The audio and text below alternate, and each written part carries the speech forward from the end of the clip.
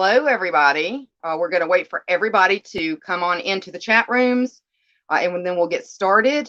Hi, Mikey. How are you? Yes, when you get in, let us know you're here. And if you're new, let us know where you're from, because we always like new victims here in the crypt. And thank you for tuning in to the Mother De La Morte show. And I am your host, Mother De La Morte. And tonight we're going to be delving into something. It's not well known at all, but oh my word, just the history behind it and the total creepy, dark goings on with this particular area. I was really, really quite surprised. Hi, Liz. How are you? I hope everybody is having a wonderful night. And I hope if you're in a very, very cold spot right now with the freeze, that you are staying warm. Hi, Calvin. Hi, Connor. I hope you're doing well. Hi, John.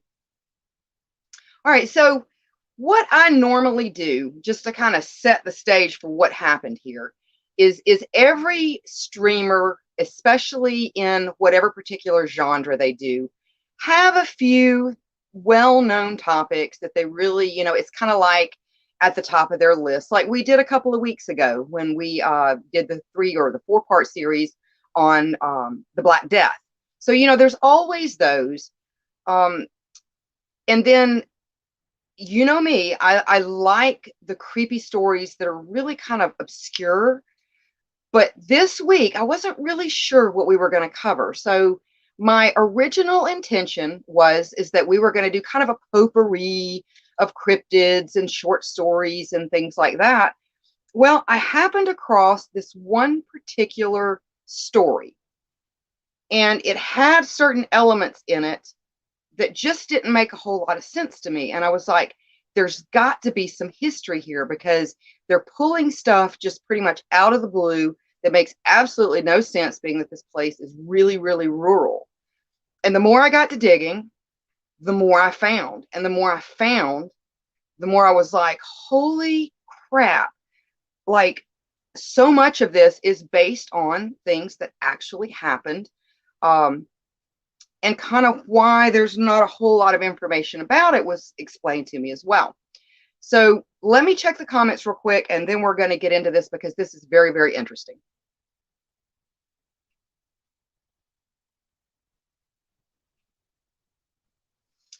Hi, Damon Bard. How are you?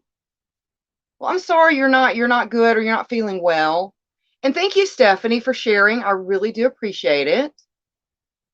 Yes, we need new victims in the crypt. We always love new victims. All right. And yes, please do share. We do like to determine who sees this, not Facebook and Facebook's algorithms. All right. So tonight we're talking about an area in Alabama, of all places. It actually ranks now, and which must have been somewhat recent, on the top 10 most haunted places in Alabama. But like I said, it's still very, very obscure. This takes place in an area called Blount County. It's about 30 minutes, I believe, like northwest of Birmingham, Alabama. So it's relatively close to Birmingham, but at least what I know of Alabama, and the times that I go through there, Alabama is a little bit different than some other states, to where in a lot of states you'll have a big city, then you'll have like an urban sprawl, and then you'll have like the suburbs, and then you'll have the rural areas. Well, in a lot of areas in Alabama, it's like rural city, and there's not a whole lot in between that. So even though it is just outside of Birmingham, it's still a very rural area. When you look at the areas. And like I said, it's called Blount County. And the area that we're going to actually be talking about in Blount County is a road. It is called Jack Cole Road. And if I have any viewers that are from Alabama, especially from this particular area, which is in Hayden, Alabama, you're going to be familiar, most likely, with this. Now, I did reach out to people, because I do know quite a few people that live in Alabama. And really kind of the consensus that I got is that local people do not like to talk about this particular area. They don't like to. Okay. Now, Jack Hole Road, like I said, is in Hayden, Alabama.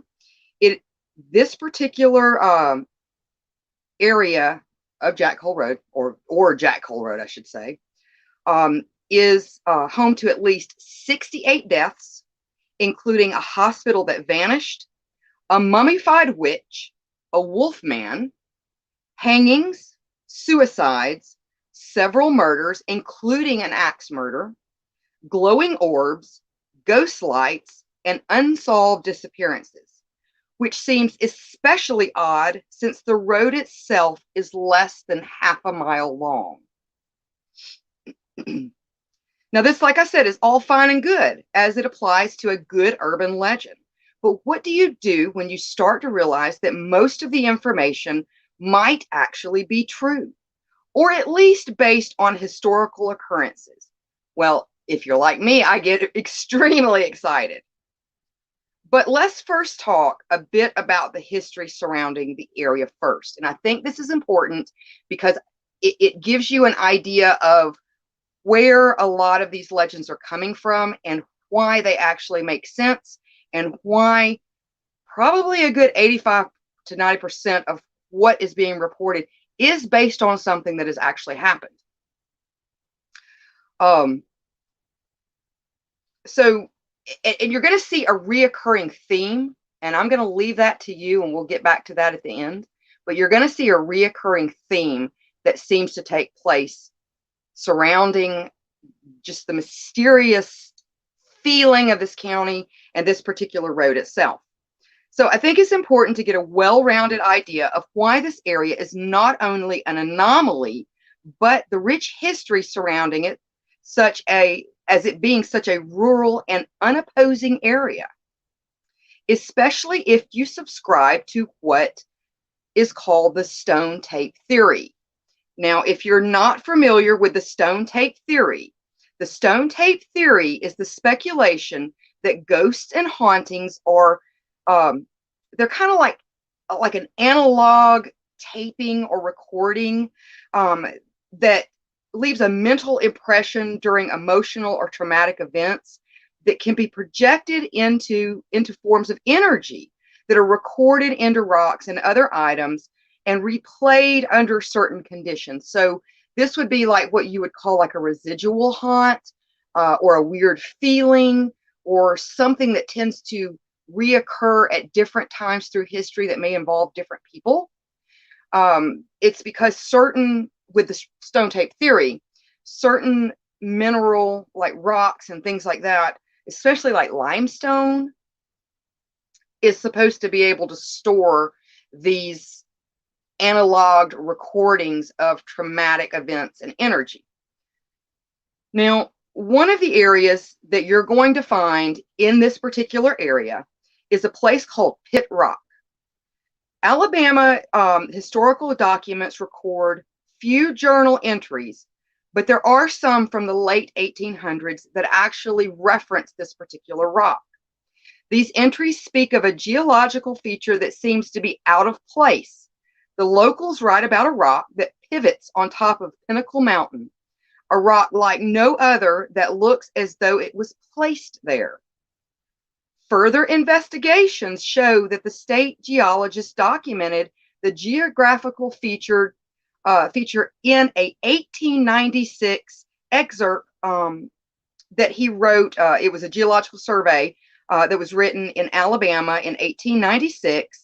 And this is how it reads. And what you're seeing here, this is Pinnacle Rock, and it's been there for a long time. And it says, and I'm quoting, "To His Excellency," and this is from William C. Oates, Governor of Alabama. "Sir, I have the honor to respectfully submit a report to the Valley Regions of Alabama by Henry Macaulay, Assistant State Geologist. The scope of this report may be gathered from the prefectory letter of Mr. Macaulay, and I need only add that it will be found to contain very complete presentation of the resources that are part of the state of which it treats, and in particular in regard to the iron ores, limestone, bauxites, cherts, and other material whose occurrence is practically confirmed to this section of the state. Very respectfully, Eugene A. Smith, State Geologist, University of Alabama, September 15, 1896. So he already confirmed that there are high deposits of limestone in this area, as well as other types of rocks and minerals.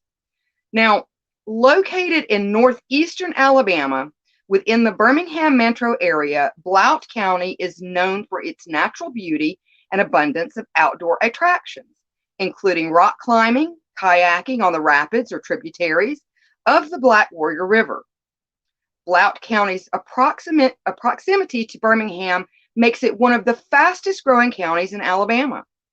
Blount Springs appeared on the 1880 U.S. Census as an unincorporated town having only 156 residents.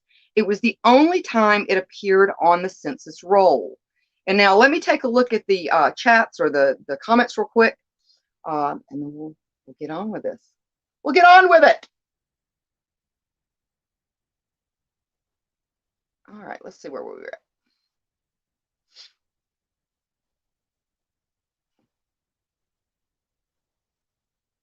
Hi, Serenity. How are you? So glad to have you here. Hi, Alan. And so, yeah, I invited Alan for this particular feed. I thought that he would find it interesting. Hello, I'm so glad you and your wife are watching. Let's see. So Damon says he has no running water. Someone unplugged the heat tape on the pipes and they got frozen pipes. I tell you, everybody is just having a heck of a time. And I really hope that everybody that are in those freeze zones, I hope that things improve for you guys a lot, like really quickly. And so John says, call me crazy, but I'd love to drive through there. It's a beautiful area, John, and it's not that far from me. I live in Georgia, but still that area is only maybe about an hour and a half, 2 hours from here. Hi, Chaos. How are you? And then we have Maud here. Hello, Maud. All right. Okay. So we know in 1880, there were only about 156 people that lived in this area. So that kind of tells you how rural the area was. Now, Blount County was created by the Alabama Territorial Legislature in 1818, February 6th, from land ceded to the federal government by the Cree Nation or the Creek Nation in 1814, August 9th. And again, I'm telling you all this information because it really does pertain to what we're going to get into a little bit later.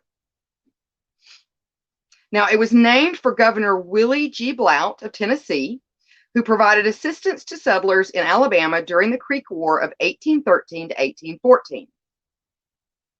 In perhaps the first specific historical reference to Blount Springs, Davy Crockett spent time recuperating from a fever by a set of sulfur springs some miles north of Jones Valley, Alabama, in about 1815. By 1826, a stagecoach connected Blount County or Blount Springs to Huntsville. The bed of that road can still be seen today, cutting through the hills across Blue Hole Lake. Now, Blount Springs mineral springs and rural settings made it a summer resort for thousands of wealthy people from Alabama, Tennessee, Georgia, Mississippi, Louisiana, and more from 1820 to the 1930s. The sulfur springs were renowned for their curative properties. More than the health benefits, Old Blount became known for its social scene as the gentry of the Black Belt and later the city of Birmingham took advantage of the cooler temperatures of the area during the heat and malarial conditions of the late summer. In the decades or so prior to the Civil War, drawn by the pleasant mountain climate and the purported healing properties of the mineral springs, small resorts began to open in the area. While the war and Reconstruction halted much activity, by 1872, the L&N Railroad completed a rail line through Blount Springs. This was about the same time the city of Birmingham was founded. Now connected by rail and only 30 miles or so north of a bludgeoning new industrial city, Blount Springs exploded. A grand resort and spa community based on European and New York State models blossomed. Persons from Birmingham and all over the South and even points north streamed in. Dignitaries, socialites, and luminaries such as Lillian Russell and Diamond Jim Brady mixed with the common folk at the Saratoga of the South. There were plays, vaudeville performances, concerts, balls, galas, picnics, and other entertainment devised for their amusement, hosting up to, at this point, a population of 5,000. And it was even visited by President Teddy Roosevelt. Now, the Gulf House and the Duffy House were antebellum hotels of renown that were there. Colonel J.F.B. Jackson built a resort hotel, the Jackson House, and in 1872, around the Sulphur Springs. In 1887, Jackson sold the land and a hotel to James Sloss and his brother Max Sloss, who renamed it the Blount Springs Hotel. And yes, you are not mistaken. If the last name Sloss sounds familiar, it's because James Sloss was also the owner of Sloss Furnace, which ranks #1 on Alabama's most haunted areas or sites. And if the the gods of the electronic device would show the hotel, the old Blount Springs Hotel, because it was huge. What you see in the front, that would have been the Jackson Hotel. What you see way back there in the back, that is the mountaintop part of the hotel. And they actually had a running trolley car that would climb that mountain, because if you've ever gone to this area, or if you go to this area, it's very, very rocky. Lots of cliffs, lots of caves, lots of overhangs. And so they needed a way for the fancy folks to be able to get from one hotel to the other. So they actually had a trolley car that could carry up to 6 people that would go up that hill. And now some parts of that trolley car, I do believe, are still functioning by a family that still owns the property at the top of that mountain. So let's see where we were at. So it was huge. Okay. Lots of people with lots of stupid money going there. And at one point in this research, I was like, the only thing that is not mentioned and had to have been there in some form or fashion is the Hellfire Club. Because anytime you get stupid rich together in a rural area to where they have supreme privacy, some weird things are gonna happen. Okay, and that's just from research that I've done over the years. Some odd things that are gonna happen.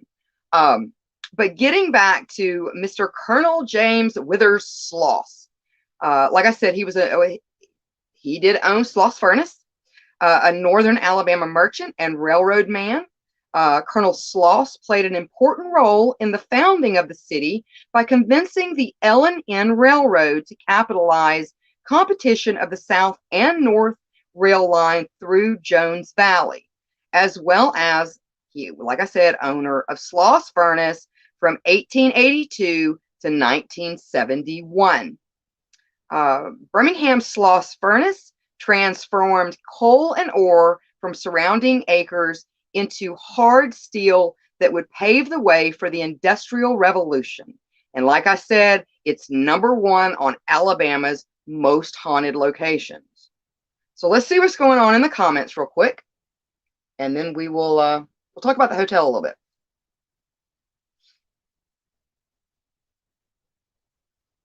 All right, let's see where we left off.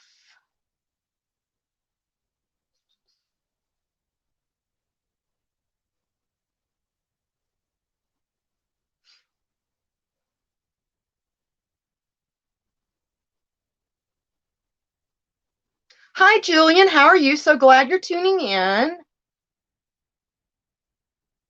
All right, and John says, I remember your show on the Hellfire Club, Rich Guys with Nothing to Do, and lots of shenanigans. So if you're not familiar with the Hellfire Club, look it up.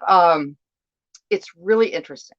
It's really interesting. And it's really interesting who had visited certain Hellfire clubs. Even our Benjamin Franklin was once a guest at a Hellfire Club. So, yeah, one of the really big secret societies, and they say that they are still around.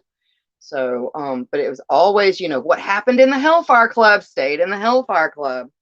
All right, so Blount Springs Hotel became one of the finest hotels in the Southeast and was known for its hospitality and the highest quality of food and parties.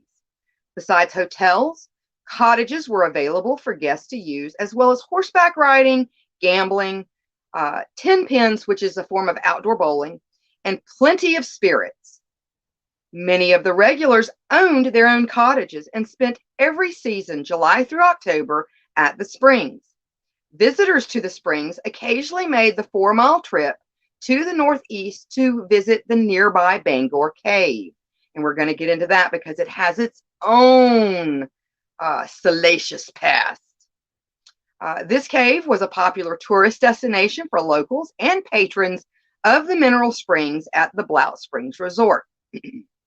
However, in 1914, the L&N closed the rail line and the resort burned down on June 3rd, 1915. After a fire started in the kitchen of the main hotel, it also burned down much of the town, which probably explains why you can't find a whole lot of written information on this particular area. The fire marked the end of the resort, and the town, combined with the closing of the railroad, the easy access to other entertainments no longer existed. Those that owned cottages, as well as others, still came for the next several years, but Blount Springs eventually became sparsely populated and largely undeveloped again, and this continued for several decades. Now, just off US Highway 31, near the Mulberry River in Blount County, lie the remains of this interesting footnote of history. We're going to get into the Bangor Caves, but I'm just going to check the comments real quick.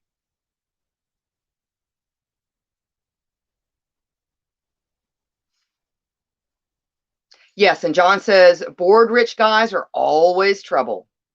And then Christopher says in an English accent, Odd Mother, shall we play a friendly game of 10 pins?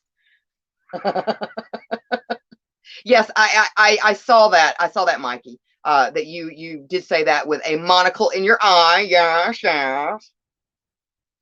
All right, so the Bangor Caves. The most exciting news of 1937 was the opening of the Bangor Cafe Club, the only underground nightclub in America, which I will say that is actually not accurate, but is probably not notated in a lot of footnotes in history, because we actually had a saltpeter cave here too that was also a speakeasy during when they outlawed the alcohol and things like that. So that's kind of what this cave was too during Prohibition. So the club was only open for a year and a half, but in that short time, it became one of the most glamorous and controversial places in the South. The fact it was operated during Prohibition is what made it so controversial. During the mid-1930s, the construction of a nightclub took place. With the use of dynamite, a new entrance was blasted open to the cave. A bar and a bandstand were carved from stone. So they went in there and actually carved a lot of the things within this. And I saw a figure, and they said at the time it took like $70,000 to build this particular nightclub, which now would be like in the millions. Okay, so the first floor was leveled with the addition of concrete and linoleum, and the second floor eventually became a lounge for female guests. Wink, wink, nudge, nudge. One of the rooms featured slot machines, crap tables, card tables, and roulette wheels. Saturday, June 5th, 1937, was Bangor Cafe Club's opening day. Guests from all over Alabama arrived by train. As soon as the nightclub opened, raids and legal proceedings over the cave's operation began, of course. Governor Bibb Graves ordered the local sheriff to close the club. Bangor Cafe Club eventually had an official reopening day without liquor or gambling. But however, this obviously didn't last long, considering the newly appointed sheriff and 8 Alabama state troopers arrived at the club while approximately 2,000 guests were enjoying the roulette wheels, slot machines, and liquor, which I'm taking it that they probably partook as well. Now, in January of 1939, Bangor Cafe shut its doors permanently. Shortly after that, on the morning of May 8, 1939, several people noticed black smoke coming from the cave. It was totally engulfed in flames, much like the hotel and much like the town some many years prior. Many believe lawmen, however, in this case, set the area or the cave on fire so it would never reopen again.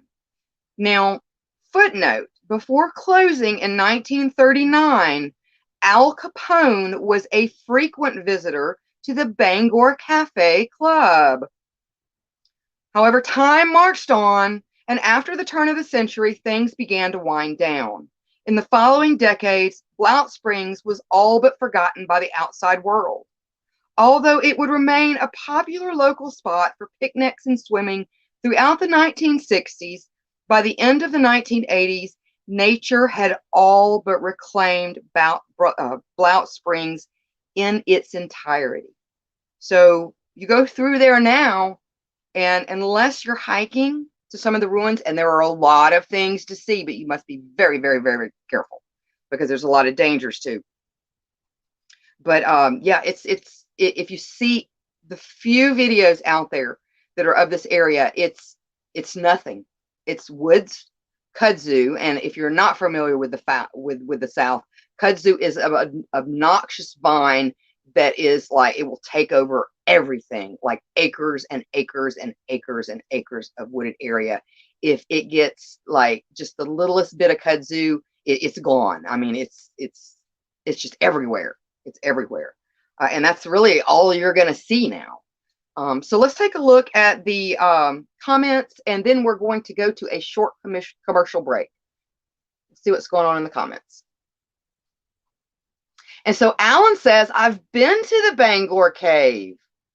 You know, and I heard that there is it was actually for sale, and a private owner bought it, and they're supposedly they are fixing it up. So that should be interesting to see. And then Maud says, wait, someone set the cave on fire. Yeah, and like I said, you're going to see fire as just a reoccurring issue with this area. Hey, Dom, how are you? So glad you tuned in. Hi, Tom.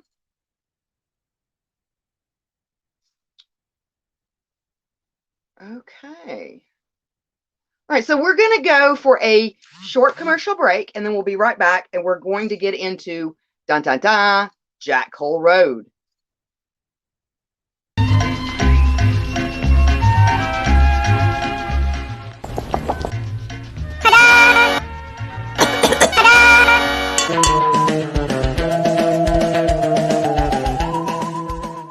Hi, it's me, Nix, the Psycho Mantis, coming to you live from Psycho Mantium 13.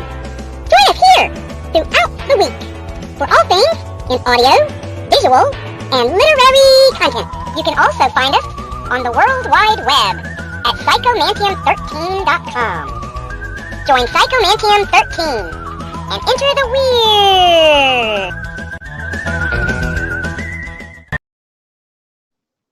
We're back, and we're back. All right, so we're going to talk now about Jack Cole Road. So this is going to kind of, now knowing the past and now knowing why such a rural area could have so much activity because, see, at one point, like we talked about a little earlier, there was a population in this area. It went from 156 people to 5,000 people, and then it's pretty much down to like pretty much nobody now. So everything has been swallowed up again by nature. Now, Jack Hole Road, it is located in the western part of Blount County. Jack Hole Road is a remote, unpaved road in the woods off Highway 7 in Hayden, Alabama.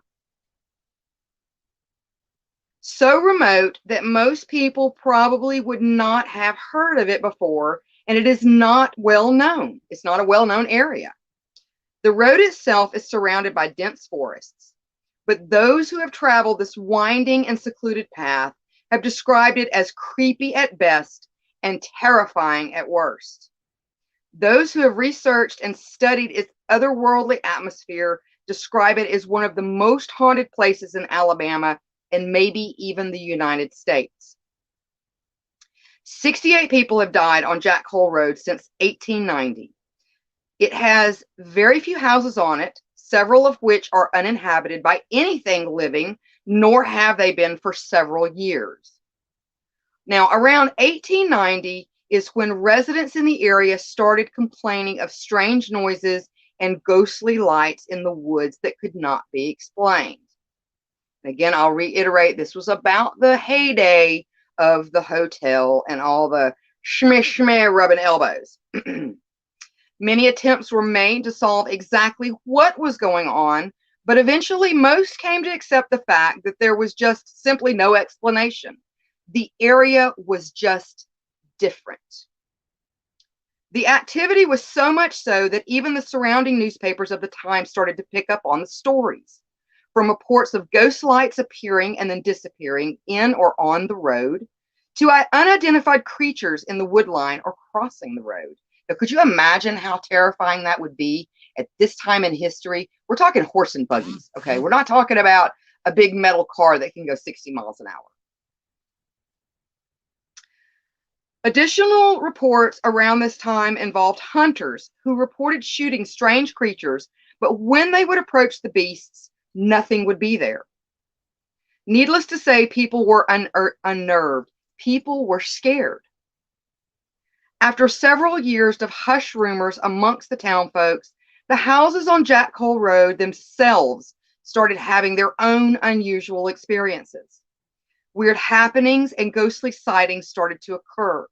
One house in particular is thought to be the first direct occurrence of mysterious death, but definitely not the last, associated with Jack Hole Road. The owner hung himself after reporting odd things happening to him that he could not explain nor escape. Now, many of the deaths associated with Jack Hole Road occurred in 1900 as the result of a massive cholera outbreak at a hospital that existed on the road at the time. So again, now you understand why and how there could have been a hospital there when you go and look at it now and there's nothing there. Because they needed a hospital with 5,000 residents, especially being that they were, loaded, you would definitely need a very, very nice hospital. Let's see, where were we at?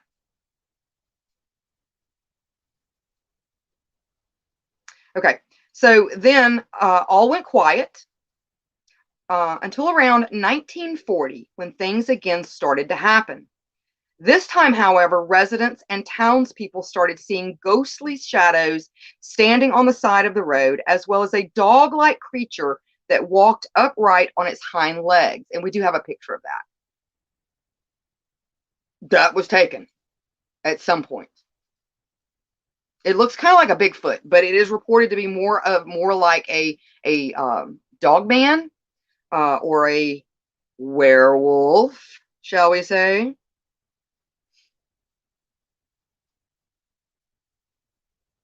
Okay.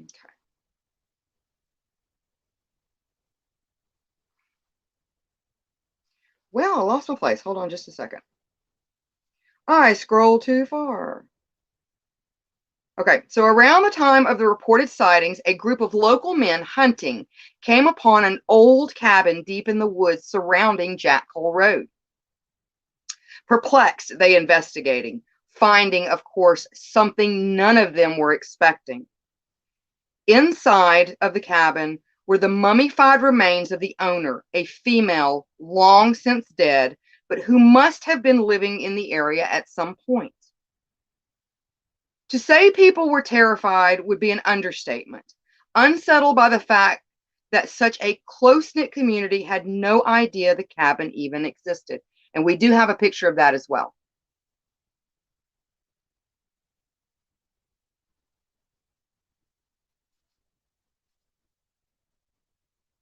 Okay.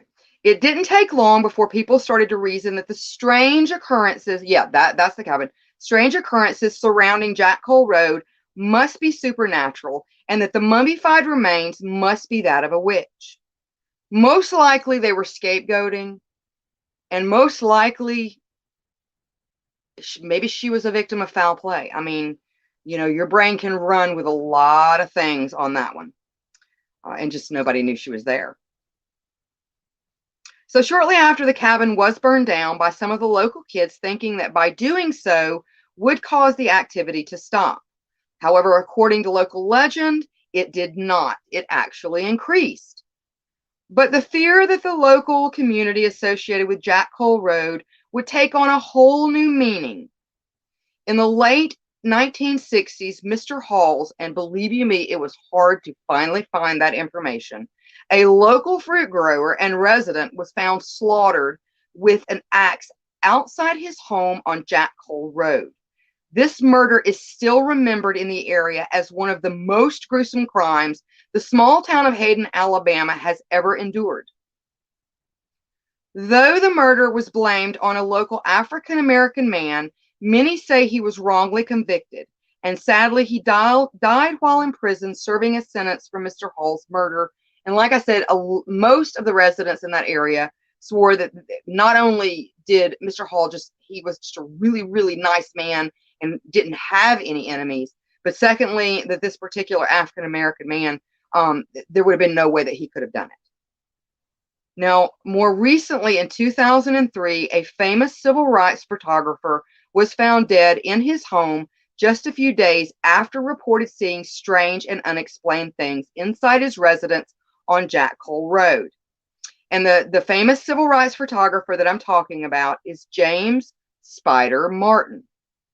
James Spider Martin was an American photographer known for his work documenting the American Civil Rights Movement in 1965, specifically Bloody Sunday and other incidents from the Selma to Montgomery marches. So whenever you see pictures of like the riots and things like that,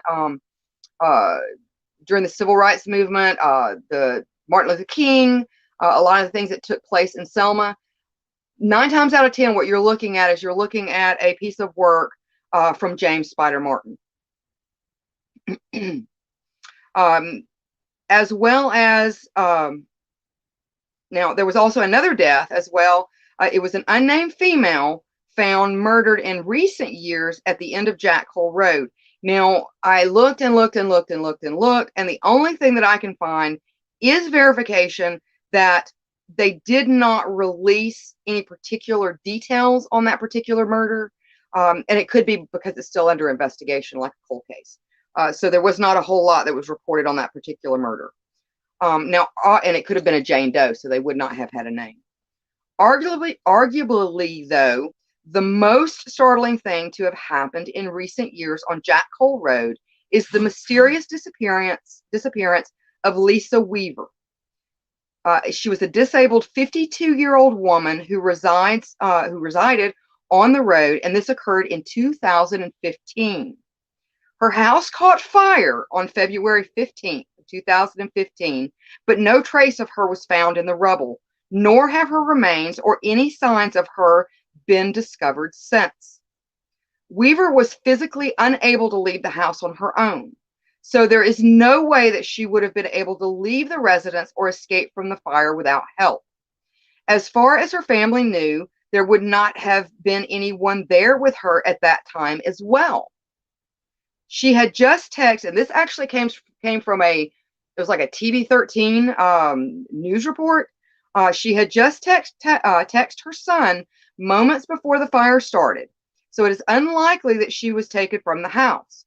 Firefighters were able to recover the remains of 3 dogs, but nothing was found to suggest that Weaver died in the fire, so that she was that she was even in the house during the fire at all. Now, she is now part of the Charlie Project. And if you're not familiar with the Charlie Project, it is a database of missing persons and cold case files. It's really interesting, and it's spelled, Charlie is spelled Charley.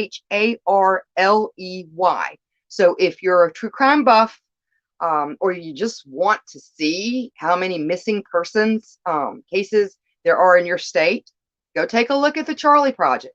It's interesting, and I'll probably go ahead and post a link to the Charlie Project later after the feed if you want to go and check that out. So what became of Pivot Rock and the Blount Mineral Springs? And we're going to get to that. We're going to get to what's going on now. But let me check the comments real quick.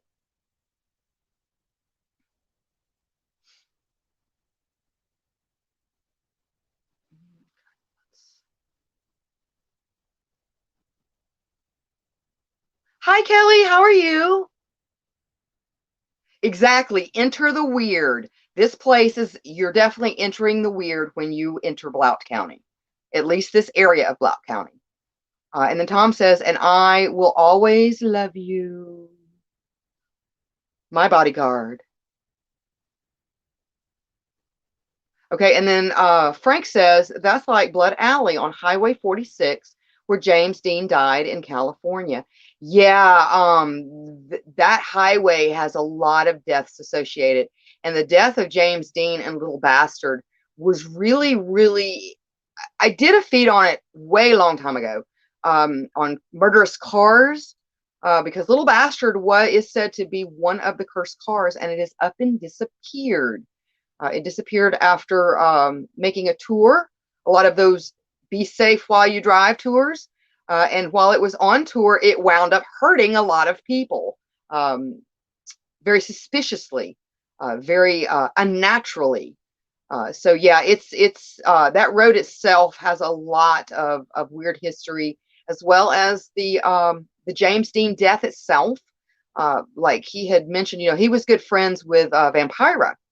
And he had mentioned several times, almost like portents of his own death. So it's a really interesting story if you ever check out the death of James Dean. And then Mott asked if Tom would like to do the cha-cha. And then let's see, Mikey says, this one's a weird one for sure. One day it's a steady town, and then it's a ghost town. It is. It really, really is. It's very bizarre. And that's the reason that I asked so many questions when I saw this, because I'm like, 68 deaths? Why would there be a hospital out in the middle of nowhere? And we're going to get into that because I have information that will prove the cholera outbreak as well. So everything I was able to tie to something, except for the witch. However, if you get into the whole stupid rich money, cabins in the woods, rich people playing around, lots of spirits, there's liable to be a lot of shenanigans, and I'm sure someone's going to wind up getting hurt. And what's the best way to get rid of someone that's going to wind up getting hurt so that it doesn't ruin your career? She could have actually been a victim, not a witch at all. It does seem very odd, all the little links that you could suppose that would not make it like a huge jump of an assumption, kind of like Occam's razor when it comes to making those assumptions. And then, we have someone here. Hi, Joe. Joe Angel. Hello, hello. Glad to have you here in the crypt. And let's see. Yes, Lizzie Borden strikes again.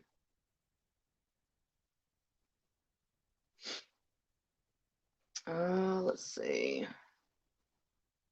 And then Christopher or Mikey says, see, that's the ones that puzzle me are mysterious disappearances. Like, where the fuck did she go, or did they go? Are they time travelers?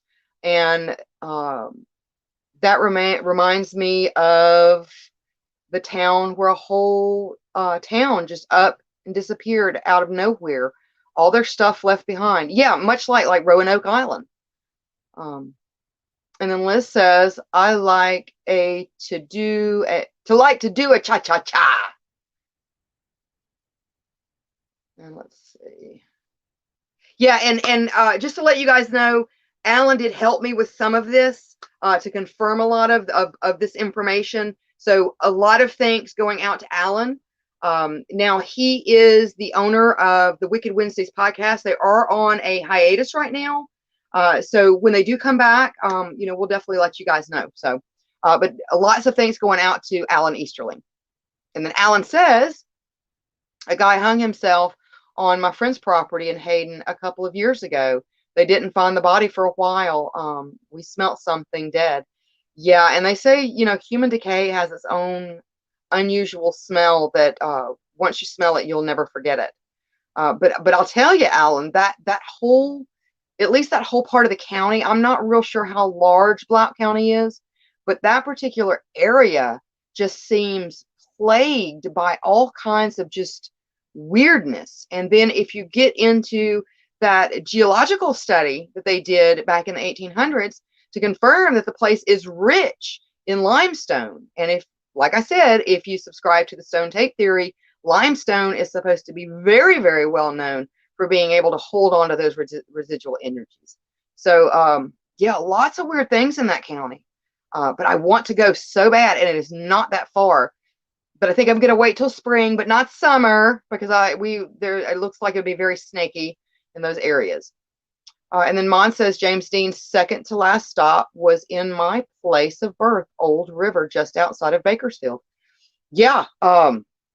Was it the place that they stopped to eat that's no longer there? And then it was like within 30 to 45 minutes, he was dead. Yeah.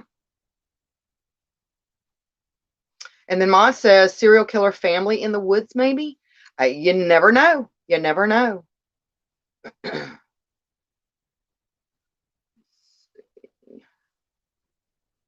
Hi, Laura. How are you? So Laura says, hi there, Odd Mother. Your live stream just started all by itself. I wasn't even online. I'm so sorry, but you can always catch us on the hashtag replay or even on our channel on YouTube if YouTube's easier for you.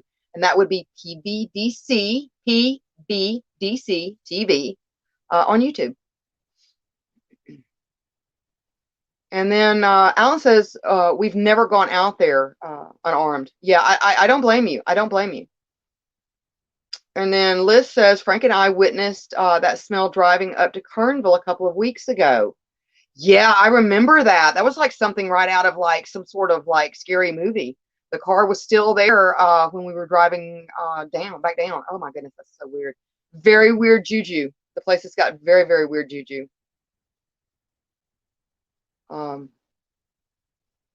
And so Ma says the Monte Carlo is still there and open.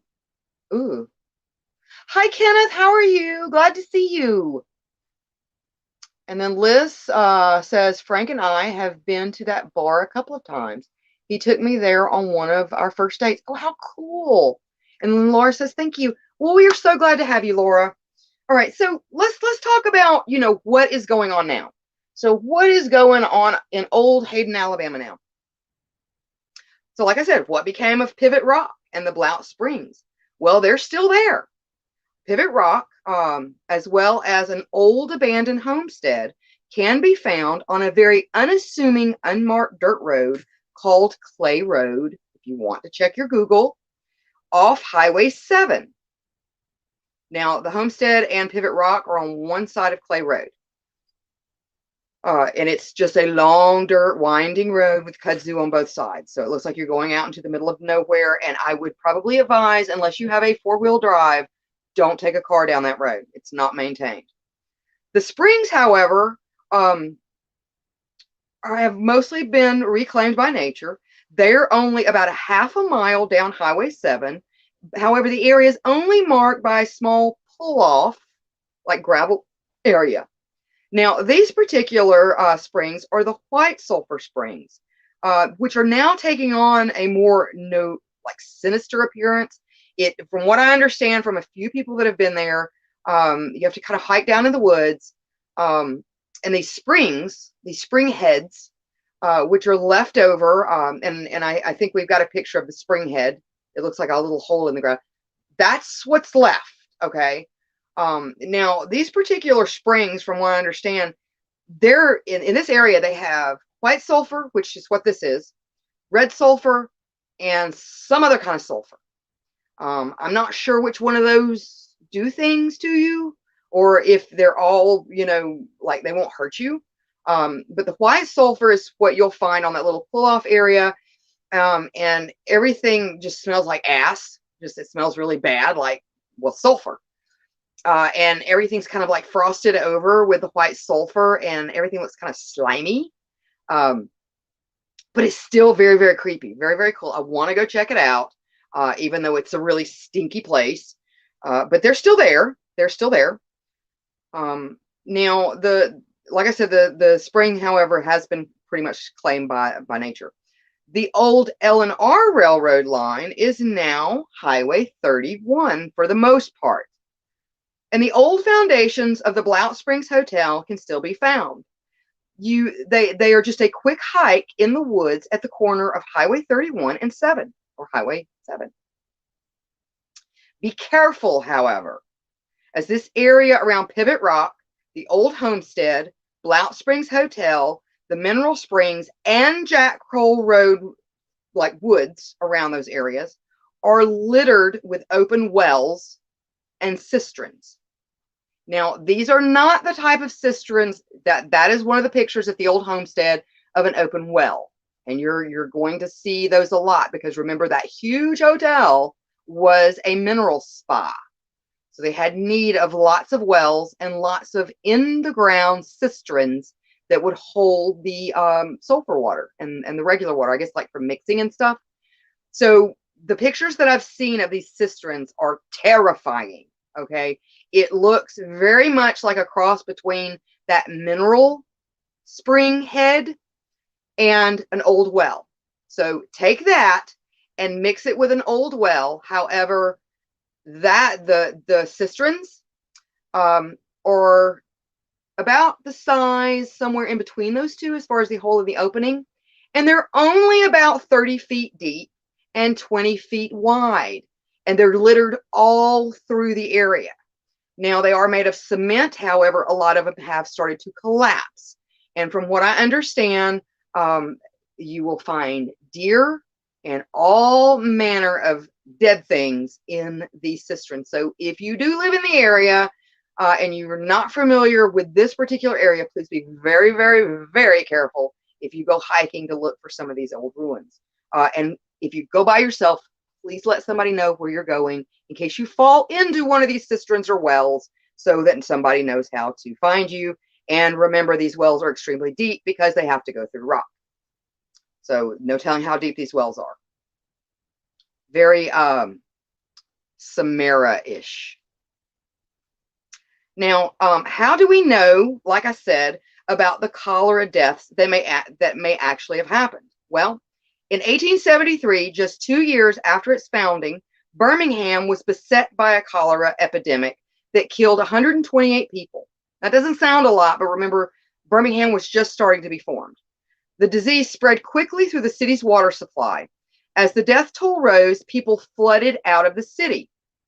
The cholera epidemic of 1873 afflicted several cities in the southeastern United States.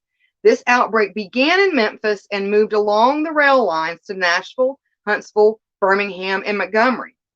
Birmingham was particularly hard hit by the illness due to the lack of urban infrastructure and the poor housing conditions of many citizens. At least 128 people died from cholera, which struck at the height of the summer and persisted for several weeks. The outbreak caused about half of Birmingham's 4,000 residents to flee the city. The disease was first introduced to Birmingham from Huntsville. The first patient, who had been in the city for weeks, became ill on June 12th, 3 days after taking receipt of his beddings, shipped to him from Huntsville, where it had been used in a disease-stricken area. He died within 24 hours of taking sick.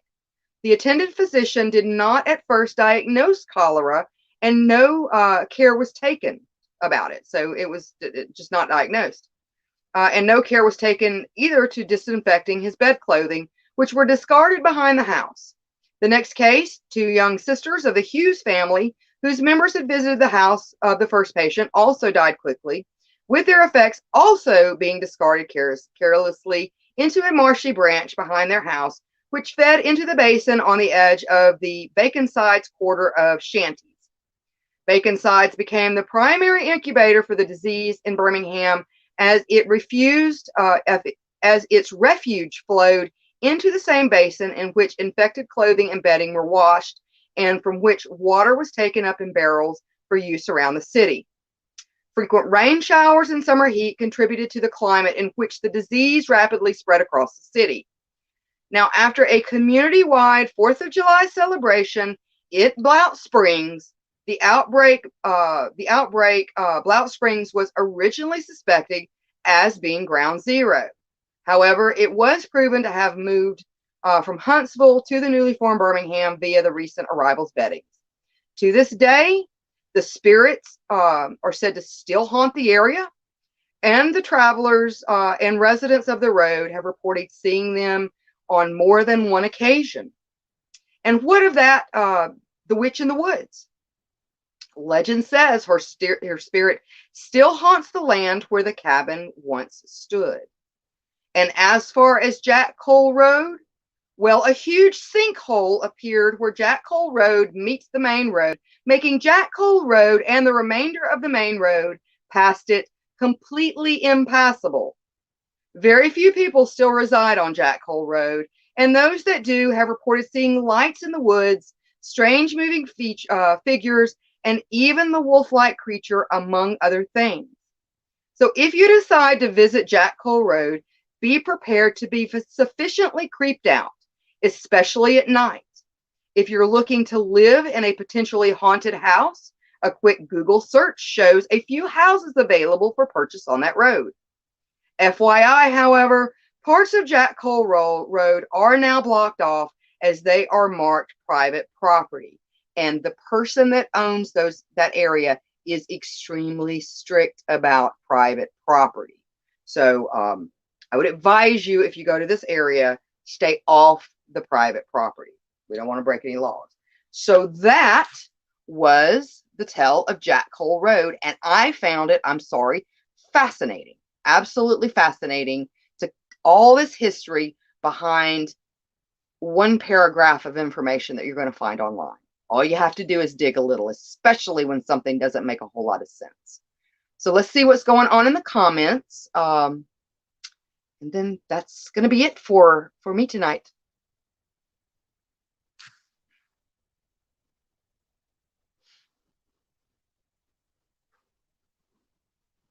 All right, let's see. Yeah, so Mod says, stop here, look in the car, die. Exactly. Like we were actually talking about this the other day, and Liz and Frank were like, no, we were not gonna stop, because this was like something out of like one of these like true crime murder things, like where people stop and look at the car and it's like being watched by the serial killer, and then he follows the other people that happen to look at the car. Yeah, I don't blame you. I wouldn't have stopped either. And then Kenneth says, how have you been during all this COVID crap, Mother Darling? Well, you know us skeletons, we pretty much stay put. We pretty much stay put, but we have been staying fairly local. I do live in a state, though, that's been open actually since, I believe, when did we open back up? June? Did we open up in June? So, you know, things are somewhat to normal, but there's just not a whole lot of traveling and vacationing right now. But we're going to make up for lost time, I tell you that, when everything reopens. And so Liz says the place that they were talking about was James Dean's second to last stop. Okay, very cool. Still, it's very, very cool. Let's see. And then Mikey says, so what if there's some sort of portal to another dimension? I say this because of the dog man. But what if? I do believe that there are portals, just like portals to hell. Some haven't been discovered. maybe that place is one of those portals to hell. It could be. It could be like a vortexal type thing, which honestly, some places in this world, I think, are probably, um, if you believe in this kind of thing, which I do, because a lot of this kind of thing, it can actually play into science. If you're familiar with quantum physics and quantum mechanics, string theories and all these, like layered universes and things like that, absolutely, like Skinwalker Ranch and the Aogahara Forest. A lot of those have a lot of weird mineral compounds, and a lot of weird stuff happens there. So, yeah, absolutely. I wouldn't doubt it whatsoever, Mikey. And then Maud says, sounds like a good place to disappear. It does. And actually, there's some beautiful hiking. Okay, don't get me wrong. There is some beautiful hiking in this area, like a place called the Palisades, which are some rock formations and some waterfalls and things like that. It's a beautiful place. Just be very careful if you get off the paths, especially if you're anywhere near where this hotel used to be. And you saw the pictures; it was huge, um, because of the wells and cisterns. So be very, very careful. Now, I did base some of my information off of um, he's kind of like a local historian, that's on YouTube, and I thought about contacting him, maybe getting him on the show if he'd be willing, because there are so many other ghost stories that are attributed to that area that I didn't even have the chance to get into, and they it just seems like that place is just the county itself has so much going on.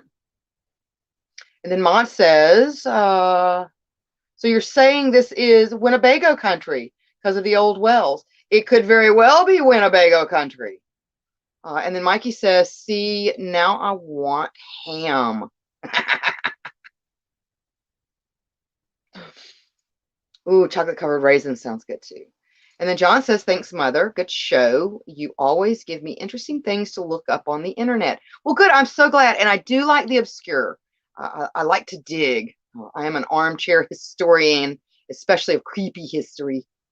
And then John says, gonna put Jack Cole Road on my bucket list. Yes, it is on mine too, John. It is on mine too. Hi, Brent. How are you? So glad you're here. Hello, Cemetery Joe. All right, guys. Well, I hope you enjoyed that. We are done here. Not sure we're going to talk about next week, but the following week we are going to have a guest on, and this should be fun, especially for all my lovers of cemeteries and things like that. He actually restores. His group helps to restore old historical cemeteries, and he's part of a restoration group and things like that. So we're going to get him on. We're going to pick his brain. And just talk about that, because there's so much history there, and history is extremely important. We are visual animals, and we need to understand history. One of the reasons, but just because we need to know where we came from, and it's just fun, but also because the main reason is good things happen, bad things happen, and it's a very good way to make sure that the bad things don't happen again. So, we're going to have him on. That's going to be a lot of fun. And then we're going to be doing some other things the weeks following. So those should be fun too. I'll announce those as they get closer. And then we've got a really big show that is coming this Friday night. Cemetery Joe. Now, he is only on YouTube because Facebook likes to mute our licensed material, because we have a license for it. We're going to be having some live punk rock music from a band called Baby Bones. And then after that, we're going to have a live horror host horror movie, of course, starring our horror hostess of the most, or host of the most, Cemetery Joe, with the Cemetery Kids Fright Theater. So you'll definitely want to tune in for that. That's going to be a lot of fun. We're also going to have the Tom and Dom show, and Roots Bleed Red. But we'll get everything announced. Because we have content almost every night of the week. So it's a lot of fun. And one huge announcement you're going to be seeing this a lot. Okay. Roots Bleed Red, Cemetery Joe, Psychomantium 13, Psycho Bunny Death Cult, Psycho Bunny DC. Okay, these are all individual entities. Okay, that we own and operate, and have different content and stuff on. Well, we have now had the opportunity to bring all those together under PBDC TV, and you can find that on the internet at P as in Paul, D as in David, P Paul, B as in boy, D as in David, C as in Charlie, TV, like you watch, .com or .net. Okay, that'll link you back to all of our other pages. But that's really, really exciting. I'm super stoked. We're all super stoked.